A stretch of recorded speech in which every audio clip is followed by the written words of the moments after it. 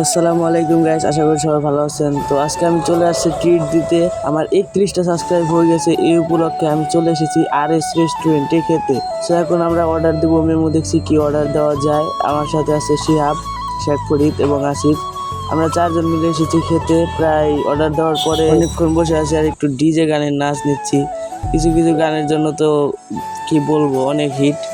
তো যাই হোক, আমরা অনেকক্ষণ ওয়েট করার পরে একজনের গেম খেলতেছে আর একজন শুয়ে রয়েছে। সো আমি বোরিং হইতেছি না। সো তার আধা ঘন্টা পরে নিয়ে আসছে আমাদের জন্য খাবার। তো আমার তাড়াতাড়ি খাইতে হইব, কারণ ওকে খাবারটা আমার খাইতে হইব। আর আমার একটা অভ্যেস খুব খারাপ, আর একজনের খাওয়ানো আমার খাওয়ানি লাগে যেমনি হোক। সো লিখতেছি গাইস, তারপরে আমি খুব তাড়াতাড়ি খাওয়া শেষ করবো এখন, কারণ আমার তো খাইতে হইব। আর লিখছি যে আমার খাওয়া দাওয়া শেষ হলে আমি এখন আরেকজনের একটা ঠোক দিব, যেমন এই যে দেখতে পাচ্ছেন শিয়াবের খাওয়ানটা আমি খাবো এখন। সো আর কিছুই বলার নেই, কারণ আমি জানি আমি শেষর, আমি কী করতে পারি খাওয়ার জন্য। তারপর লাস্টের চিকেন ফ্রাইটা আমি খুব চেটেপটে খাচ্ছি, কারণ এটার দিকে অন্য কারোর নজর ছিল। তো যাই হোক, ওদেরকে না দিয়ে আমি একাই খাবো এখন। খেতে খেতে প্রায় অনেকক্ষণ সময় লাগার পরে আমরা বিলের জন্য অপেক্ষা করছি, কিন্তু বিল নিয়ে এখনও আসছে না। এদিকে শিয়াব তার গার্লফ্রেন্ডের সাথে কথা বলছে। বেচারা আমি এখনও সিঙ্গেল, আমার কোনো গার্লফ্রেন্ড নাই, কেউ পছন্দই করে না আমার। তো বাট যাই হোক, সেটা বড় কথা না। আমার লাইফে কোনো মেয়ে থাকার দরকার নাই আপাতত। আমি বড় হই নাই এখনও, বিয়ের বয়স হয় নাই। তো যাই হোক, প্রেমের বয়স হয় নাই।